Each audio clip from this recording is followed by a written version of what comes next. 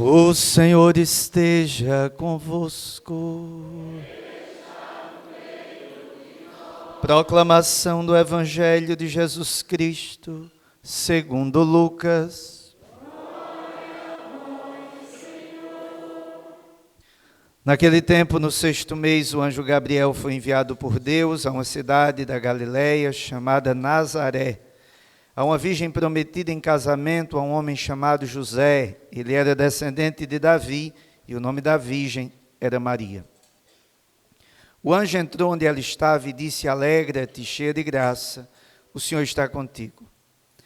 Maria ficou perturbada com estas palavras e começou a pensar qual seria o significado da saudação.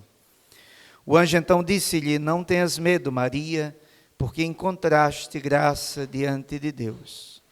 Eis que conceberás e darás à luz um filho, a quem porás o nome de Jesus. Ele será grande e será chamado Filho do Altíssimo, e o Senhor Deus lhe dará o trono de seu pai Davi. Ele reinará para sempre sobre os descendentes de Jacó, e o seu reino não terá fim. Maria perguntou ao anjo: Como acontecerá isso, se não conheço homem algum?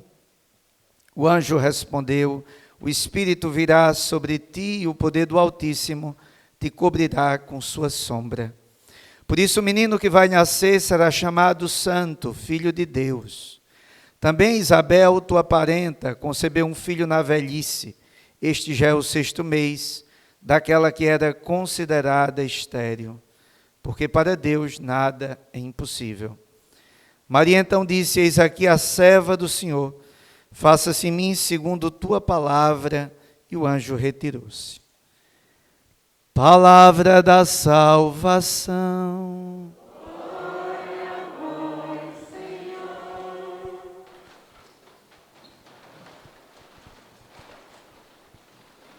Caríssimos irmãos, irmãs, a liturgia deste dia celebra a solenidade da Imaculada Conceição de Maria. Precisamos estar atentos a um detalhe litúrgico importante. Estamos no tempo do Advento. O Advento tem a precedência de qualquer outra solenidade por ser tempo do Advento. Mas aqui no Brasil, a Conferência Nacional dos Bispos pediu à Santa Sé a permissão para que pudéssemos, enquanto povo devoto da Virgem Maria, celebrarmos, mesmo caindo em um domingo, a solenidade da Imaculada Conceição, seguindo o exemplo de outras nações marianas do mundo que também pediram a mesma autorização. É verdade que celebrar a Imaculada Conceição no tempo do Advento é dar sempre um enfoque cristológico. Ou seja, a Virgem Maria é imaculada, como diz o dogma, em vista dos méritos de nosso Senhor Jesus Cristo. Tudo que nela hoje celebramos é fruto tão somente da graça de Deus. Por isso, a liturgia nos apresenta o texto da Anunciação do anjo a Maria. E é interessante que é São Lucas, o evangelista também deste ano litúrgico C. E é São Lucas que narra 2 nascimentos: o nascimento de João Batista, o nascimento de Jesus. Porém, seguindo o exemplo de Santo Ambrósio, santo que celebrávamos ontem, quando começamos a fazer os paralelismos com os 2 textos, os 2 nascimentos, visivelmente percebemos um detalhe importante. Zacarias é sacerdote. Zacarias recebe o anúncio no templo, lugar sagrado. A cidade é Jerusalém, lugar ícone para todo o judaísmo.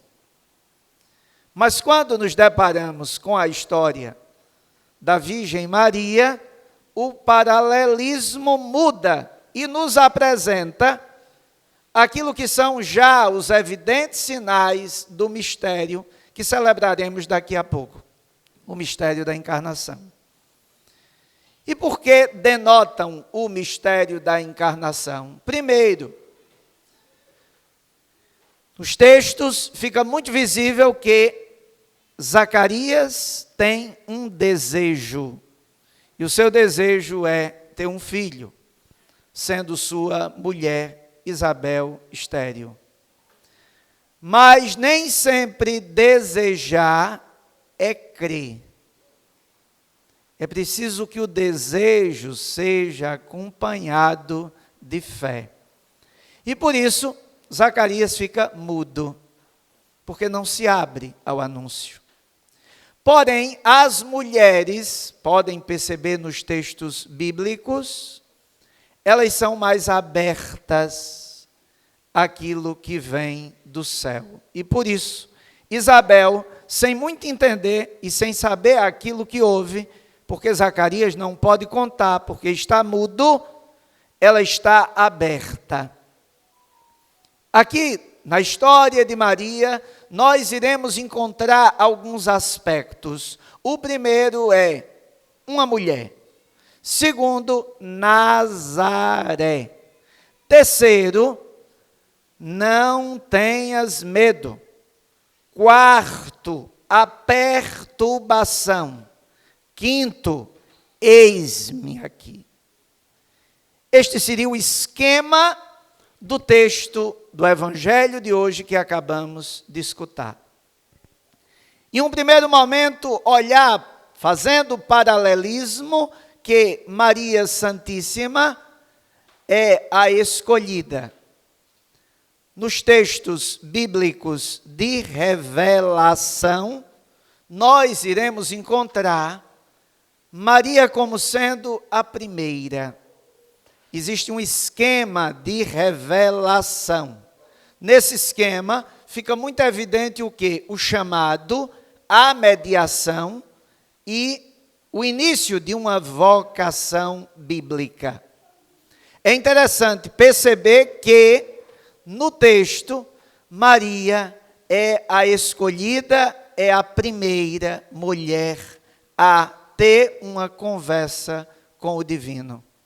Na Sagrada Escritura, nós iremos encontrar Sara, a esposa de Abraão. Mas na conversa que Deus tem com ela, Deus a chama a atenção, a reprova. Com Maria Santíssima, pela primeira vez, se inicia um diálogo, uma conversação. É a primeira vez que Deus faz história indo ao encontro, nos tantos encontros, de um diálogo com uma mulher. Aqui está o primeiro detalhe bíblico. Isso é bonito porque um grande teólogo protestante não católico, ferrenho contra muitos dogmas da Igreja Católica, ele vai dizer o seguinte: Nossa Senhora é a primeira mulher onde se realiza o milagre da revelação. Aqui está a importância de percebermos que Maria tem um papel determinante na história da nossa salvação. Até os protestantes irão reconhecer esse dado importante. Em Maria se realiza o milagre da revelação. Ela é a mulher. Segundo ponto, Nazaré. Uma população de 400 habitantes. Um lugar desprezível. Um lugar que ninguém levava em conta. É tanto que nos evangelhos, sobretudo de João, Nicodemos, conversando com Nosso Senhor, o pergunta se de Nazaré pode sair alguma coisa que preste. Só para a gente ter uma noção de que Deus verdadeiramente entra na história de uma forma totalmente diferente daquela que os homens esperam e daquilo que são os nossos esquemas daquilo que são as nossas metodologias, daquilo que são os nossos planejamentos. Então vejamos que Nazaré é o lugar escolhido. Relacionando com Zacarias, era Jerusalém. Relacionando com Zacarias, foi no templo. Maria possivelmente foi visitada em casa. Na cotidianidade de sua vida, não em um evento extraordinário, mas no ordinário. Aqui está a imagem bíblica de Nazaré. Terceiro elemento importante, ao ouvir a saudação do anjo, Maria escuta, depois de vários elogios, não tenhas medo. Não ter medo porque aquilo que está acontecendo é obra de Deus. Mas o não tenhas medo é muito significativo porque Maria precisa compreender aquilo que o anjo disse para ela. Alegra-te, cheia de graça, o Senhor está contigo. Cheia de graça. Ela é cheia de graça, não porque ela já disse sim. Ela é cheia de graça porque Deus, antes mesmo que ela dissesse sim, acumulou de graças, a agraciou, a favoreceu. Aqui está a beleza do texto. E por isso, Maria vive uma experiência onde ela precisa compreender aquilo que o anjo diz: não tenhas medo. Não tenhas medo é uma frase que está presente na Sagrada Escritura 365 vezes. Um ano. Justamente para dizer, em todas as revelações bíblicas, que o homem precisa confiar em Deus. Essa é uma das grandes mensagens da solenidade da Imaculada. Confiar em Deus. E por isso, não tenhas medo. 365 vezes. É como se Deus nos dissesse, todos os dias são dias para a gente não ter medo. Para a gente sair da cultura em que vivemos atualmente, que sem sombra de dúvidas é cultura do medo. Quantos estão isolados em suas casas e seus quartos por medo? E o Evangelho vem e nos diz, não tenhas medo. Olhe para o seu irmão e diga, não tenha medo. Essa é a mensagem que Nossa Senhora escuta, é a mensagem das grandes revelações bíblicas. Não tenhas medo. Quarto ponto, a perturbação. O que seria a perturbação? Em poucas palavras, perturbação é uma palavra que aparece nos textos bíblicos poucas vezes. E por incrível que pareça, perturbação acontece quando Herodes sabe que o menino vai nascer. Ele fica perturbado. Jerusalém fica perturbada com o nascimento do Salvador. Agora, Maria fica perturbada. O que é a perturbação de Maria? É medo? Não. A perturbação de Maria é, como sou digna de tamanha graça. E por isso a perturbação em Maria vem nos ajudar a compreender que a cheia de graça é cheia de graça e não de méritos. Porque Deus não trabalha com méritos. Deus trabalha com sua graça. O homem acolhe ou não acolhe. Aqui está a beleza do título que Nossa Senhora recebe nesse dia, cheia de graça. Por isso, é importante que o homem reconheça essa graça, que se derrama em Maria, graça essa que, segundo São Paulo, na segunda leitura da missa de hoje, Efésios, capítulo 1, versículo 3, diz: antes da fundação do mundo, Deus havia nos escolhido para sermos santos e imaculados diante dele no amor. A escolha é de Deus, é divina. A iniciativa é dele para todos. Maria acolhe a graça. É importante que o homem também aprenda com Nossa Senhora a acolher a graça. E por isso, a perturbação dela é o entusiasmo, o estupor diante do que Deus está fazendo em sua vida. Por isso, o salmo da missa de hoje justamente dizia que a gente deve cantar as maravilhas, os grandes prodígios que o Senhor realiza em nossa vida. Por isso, diante de tudo isso, último ponto, Nossa Senhora simplesmente diz: eis-me aqui. Maria não trabalha com o futuro, Maria trabalha com o presente. Eis-me aqui. Ela não sabe o que vai acontecer amanhã, depois de amanhã, nem como vão se dar as coisas. Maria aos poucos entende que se é o divino que nela vai habitar, certamente não existirá colaboração de homem. E por isso Maria simplesmente diz: eis-me aqui.